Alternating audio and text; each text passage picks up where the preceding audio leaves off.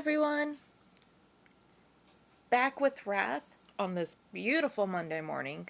Okay, maybe mornings aren't the greatest, but I've had 2 cups of coffee already, so that kind of helps. Always with Monday mornings. Right?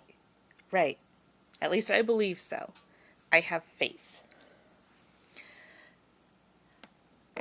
I have also been getting some amazing feedback from everybody here on the server with me.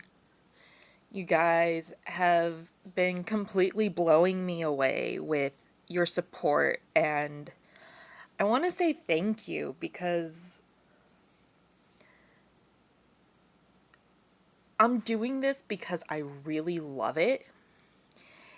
And with what happened Friday or Saturday evening during Boss Bandit, when you guys were like, oh my gosh, I'm learning so much, and you just were so excited. Everybody was excited as I was for once, and I was blown away, and I want to thank you. I have a couple new followers because of you guys, and the first shout out goes to Lesbo Queen. First of all, amazing name. I love it, love it, love it. And also, Dat Boy, yes, I finally got you captured in my web of learning. No, but seriously, Dat Boy is an awesome in-game person. Gives everybody a hard time, but only does it to kind of like help keep everybody lighthearted, and totally love the fact that you do that. And then my faction leader, who keeps kind of inserting me into things every so often, and in such a natural way that I don't feel like I'm being pimped out. So, Haku, thank you, because you've seriously been like just helping me move along and get introduced to different people, and offering the spot for Emperor is awesome. I want to thank you for that, because so many people don't know what to do when they're Emperor the first time, and I really want to make that little guide there because I just want everybody to get the most out of the game that they can. So, thank you, thank you, thank you, thank you, thank you. And if I didn't mention you, go ahead, shoot me a message, let me know that you're watching, and thank you. Just thank you for all the support. You guys have been awesome, and you're just making this worth the effort. I'm not feeling so stressed out now, knowing how much it's actually helping people. So, I'm excited. So, shoutouts are done. I do have something new for you. I am going to start doing a question of the day. And because today we're going to be working on how to build your team, what you need to know for building your team. The question of the day today is, who's your favorite hero and why? I want to know what your favorite hero is, why they are your favorite hero, and whether it's an in-game hero or an Avenger or whatever. I want to know because it's so cool to actually learn who other people's heroes are. My favorite comic book hero is Batman, and I think it's mostly because of how kick butt Batman is. He's just like I am Batman. And you never know if his storyline is actually the type of storyline where everybody's like in the insane asylum, or if they're all just naturally there.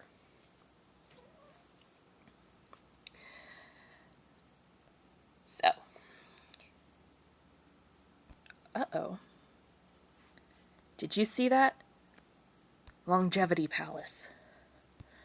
This is how I find out who is doing what.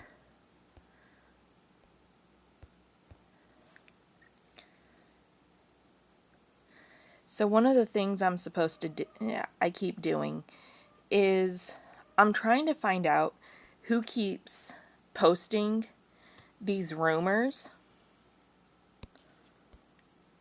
And that is a complete side note, just so you know.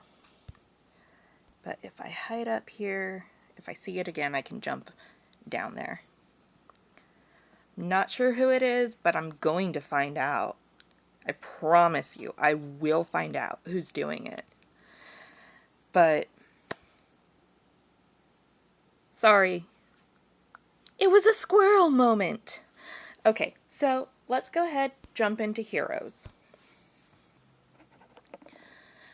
So, when you're first building your team, I know you don't get a lot of heroes that you can use right off the bat. And that can be kind of frustrating, especially when you're just trying to level up as fast as you can. So, basically what I do with my first heroes is, like, suppose I was still stuck with a team with blue and purple heroes.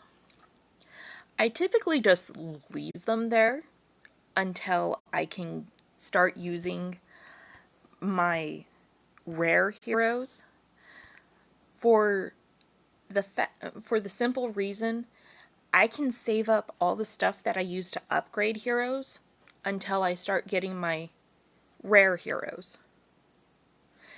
And it does come in handy, specifically when what you're trying to do is just try to figure out what your long-term team is. And it is important to know what team you want in the long run, because then that will help you figure out what to do with your team in the meantime. Now, right now, my team is not a very stable team. And I have purposely left it this way so that I can show you some of the different ways to build up a team. When you're building a team, you can't just go by looks or by whatever everybody else is using. Because even if everybody is using pay-to-play heroes, if your team is the same as everybody else's, it's not going to work for you in the long run unless you just have the best of the best of the best of the best and have spent quite a bit of money trying to get everybody super high level. So I have a couple different things that are important for you to learn. The first thing that I want to teach you is that you need to take care of your positions, because where a hero is positioned on your team has a huge, huge, huge effect on how well they're going to do in battle. So, everybody knows you can't move your hero. Your position is fixed. I don't like this on one hand because sometimes I would like to put my hero in a different spot, but because that's not possible, it's annoying. But I have learned how to live past that and work around it. This front spot is always going to be where you place your tank. Your tank is going to be the hero that takes a lot of damage but still manages to stay alive. You're going to want to have something that makes your tank draw all the damage in, because that's the one who's going to be protecting the rest of your team. I almost always have my tank in the front. There are a few rare occasions where I will put my healer in the front. And when I put my healer in the front, typically that's for things like Throne Game, Flower Storm,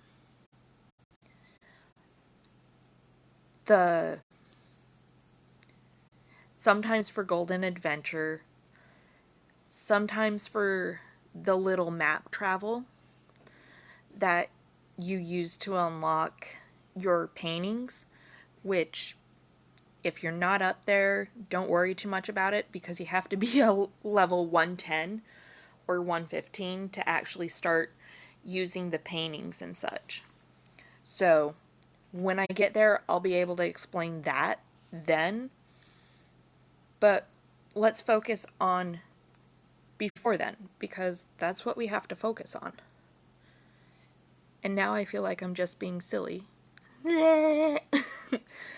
Okay. So, oftentimes, I will put my healers on the outermost wings because of the heroes that have an area of effect. If they hit the very center of your team, they won't be able to get the two on the outermost. Or if they hit either far side, they won't be able to get all the other healers. This actually, in my opinion, helps prolong the battle and gives you a better chance to win, especially if you have healers that have revive. And when I am looking at my healers, I always make it a priority that if I have a healer with revive, to use that healer, because when it comes to some of the more difficult areas of the game, having that hero that can revive your tank, your DPS, your AoE is a lifesaver. It gives you a little bit more of an edge than you thought that you had before. Now, my area of effects, as you can see, I typically will put them on the inside wings. Depending on how your team is built, they can also go on the outside wings. I don't really have a preference when it comes to that, but oftentimes I'll play around with where my AoE is positioned just so that I can see what position works best. And it is honestly something that you just have to play around with, see what works best for you, and also know that if you lose one battle, say in like Flower Storm, if you switch the positions of two characters, sometimes that is all the difference that you need to actually make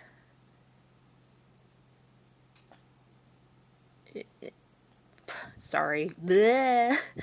Sometimes that's all the difference you need to win that round.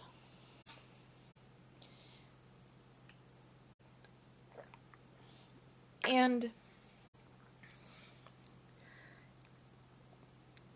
that's why I say, don't give up, play with it, and know that your team is never going to be 100% static. Because if you're keeping your heroes in the same position for everything all the time, people are going to find a way to beat your butt. And I can tell you this is true because sometimes I will go up against people who are 2, 3,000, 10,000 might higher than me, and I will still, yes, I mean it, I will still beat their butts because I've been playing around with my team. I've been changing things around as much as I can. So, you know how to place your heroes, you know to play with them. If you go over to heirs, I don't have any heirs available right now, but depending on what your heir's skill is, you're going to decide where to put them. And having your heirs in your battle lineup is only going to increase your rating, period. So even if your heir has a very low level skill, if you can put them on your team, do so. If you don't think that their skills are high enough level, put them on your team because you cannot lose by putting them on your team. They are not going to decrease your chances by any means.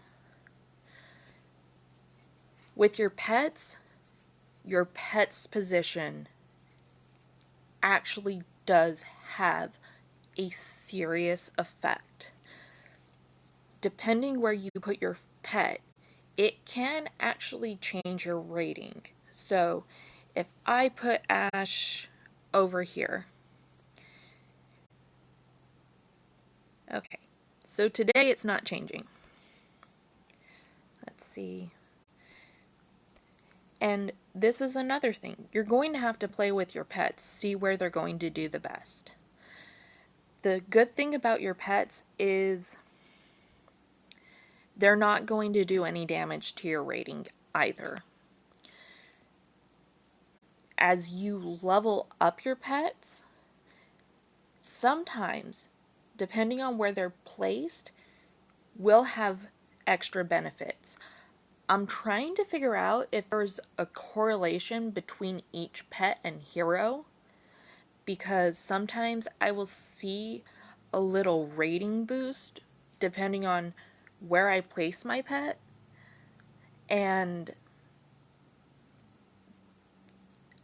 it's something that I haven't been able to prove yet, but I'm still working on, and as soon as I can prove it, guys will be the first to know. So, always play around with your heroes, your heirs, your pets. There's lots and lots of good stuff that you can find. So, now that we've talked about placement, let's go into the archive. And I am going to suggest everybody goes into the archive. Because even if you do not own the heroes, you can still make out your plan for the future. And Remember how I said save those little hero tokens until you have like 300?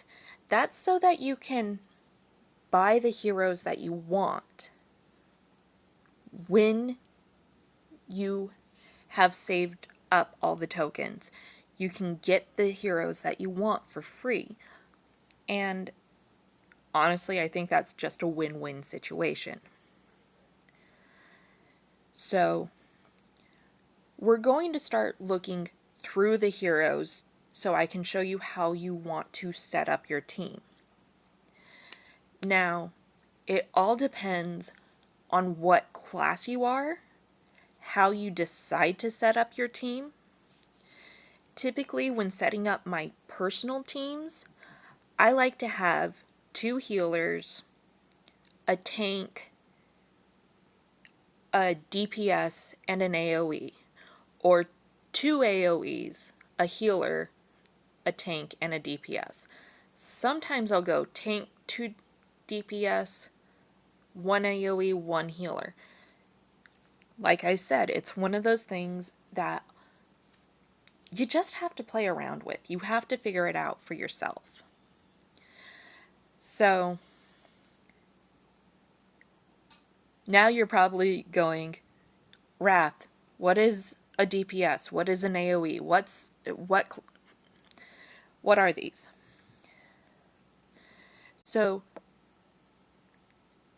I'm gonna tell you, your tank takes the most damage, is your primary defender.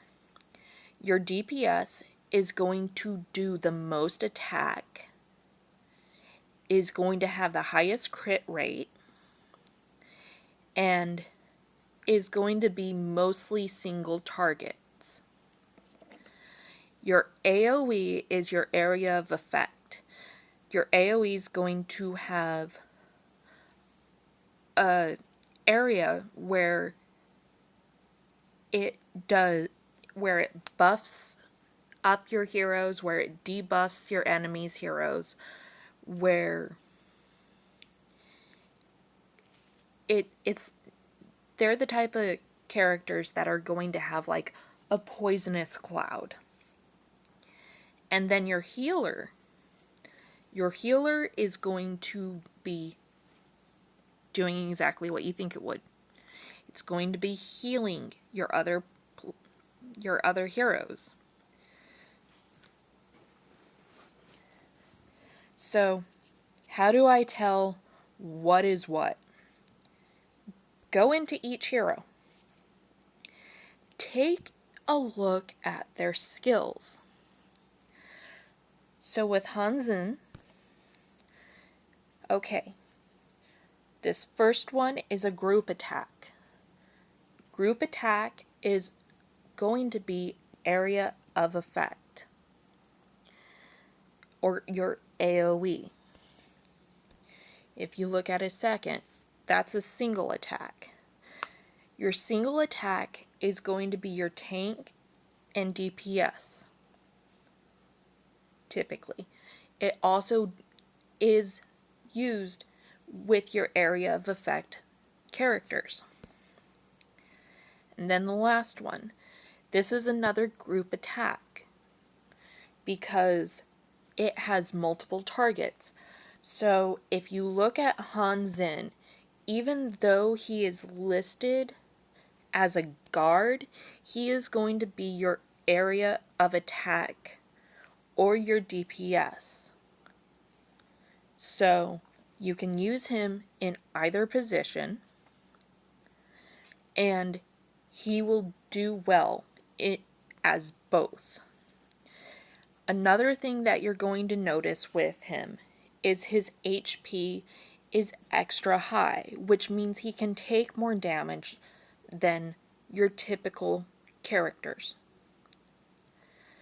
As we go through, you're going to notice certain patterns within their base stats.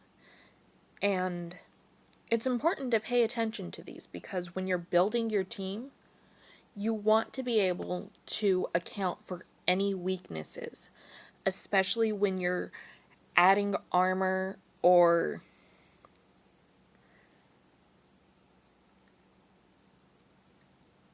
adding your gems. I'm sorry, I keep pausing to think. I'm having one of those fun days. Just check.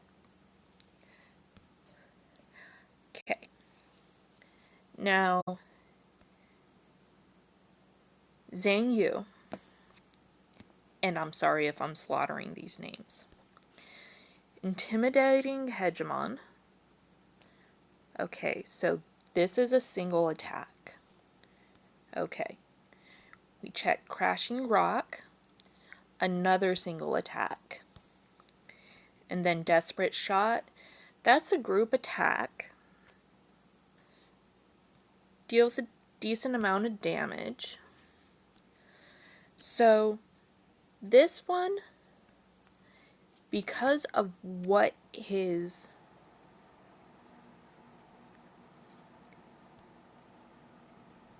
skills do, I would put him more in a DPS area. You also are going to notice his attack is pretty high, and so is his HP, which means he's going to be able to take a good bit. When you're looking at your DPS, AoE, and tanks, also look at their crit scores. The crit scores are probably going to need the most help, but your DPS is going to have some of the highest crit scores that you'll see in the game. I know for a fact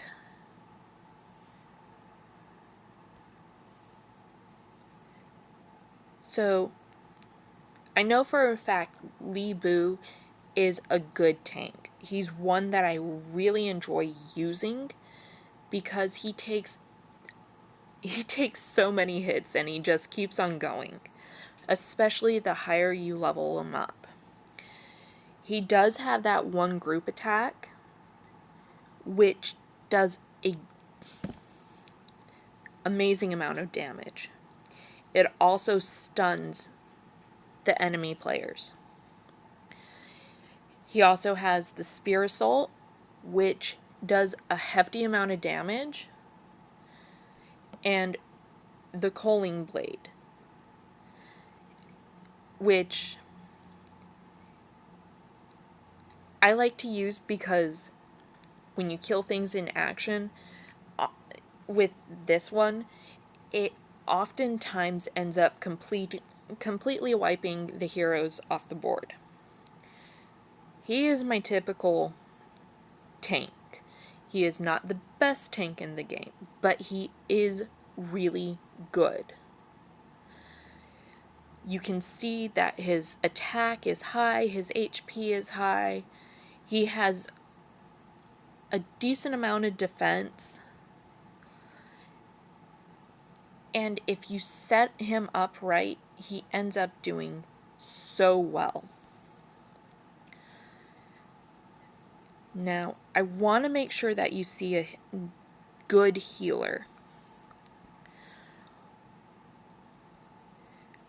So, one of the most popular heroes in the game right now is Zishi. And part of why she is such a popular hero is because Curing Heart... Nope, that's above. There we go. Divine Dress will revive characters. And it's good to have those healers that revive. Because, as I said earlier, you get lots of extra stuff. If you look at her HP, it's much lower than the tanks that we were looking at and the DPS we were looking at. What you will see is that her agility is a little bit higher, and so is her energy. Zishi should not be used for attacking. She really is more of one of those characters who's for healing and making sure that you stay alive for longer.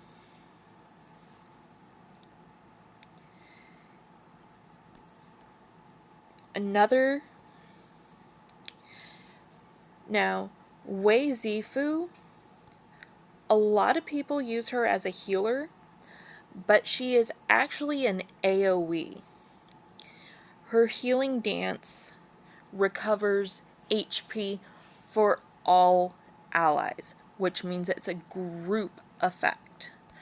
Her joyful tune is a buff for your allies, which helps increase the defense and negates damage. The royal power, as you can see, no damage, increases allies' attack and defense. So this is not a healer. This is actually an area of effect with healing and defense. So when you're building your team, if you are using Wei Zifu as a healer, stop using her as a healer. She is an area of effect. She's going to be adding buffs, which is what your AoE does. Your AoE will add buffs. It will also debuff the enemy players. So the enemy players' defense will go down and that sort of thing. And this is why you have to actually go into the archive and look at all the different characters, because just because they're listed as a gourmet or a guard doesn't mean that they are a tank or they are a healer. You're going to find your tank skills, your healer skills, based on what their actual skill does. I hate when I see people going, well, I have Wei Zifu, isn't she a good healer? No, she's not a healer at all. She's an area of attack. So,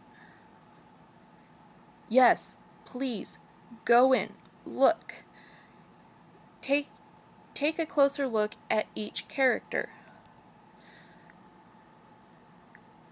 Lao, if you look at her skills, her celestial expansion increases your attack and crit.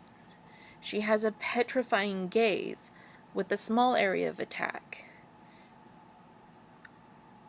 You have your large area of attack. The descriptions actually matter, because if they say AoE, AoE, AoE, that character is going to be AoE, and you need to set them up accordingly. And you're probably tired of me repeating myself over and over and over again. I'm sorry, that's just one of those things that really does kind of get under my skin when I see players who are new, who don't know how to play, and they're being told, oh, you have a great team, don't worry about it. Never believe anybody if they say you have a great team. Always go and double check for yourself, because you could have a lousy team and the highest rating in the game and still be getting your butt kicked. So, let's see. That's another thing. So, certain characters have what's called skins. These skins are going to cost a pretty amount of gold ingot. However, they are actually worth purchasing so long as you do it intelligently. Find the heroes that you're going to use and take a look at what skins they have available. Let's see.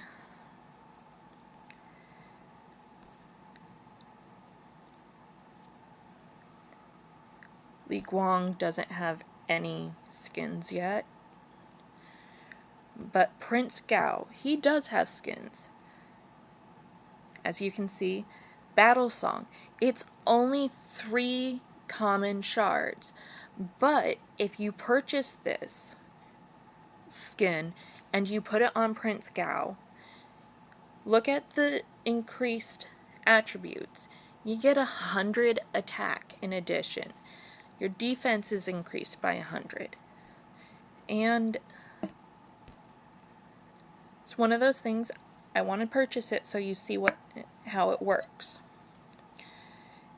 Yes, we're going to spend it. Now, you saw my rating go up just because I have the skin. Now, watch the rating go up when we equip it.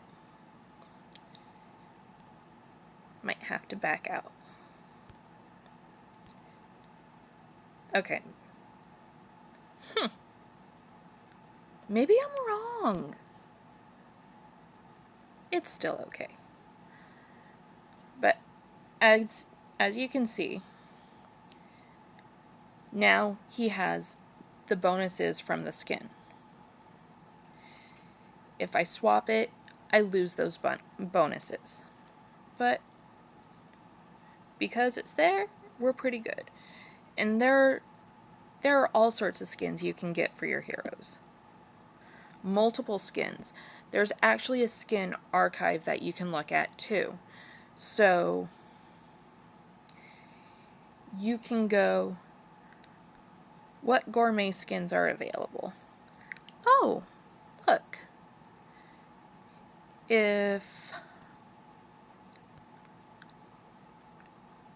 I have Wei Zifu out, she does have a skin that you can add. And on another account, I do actually have the skin added.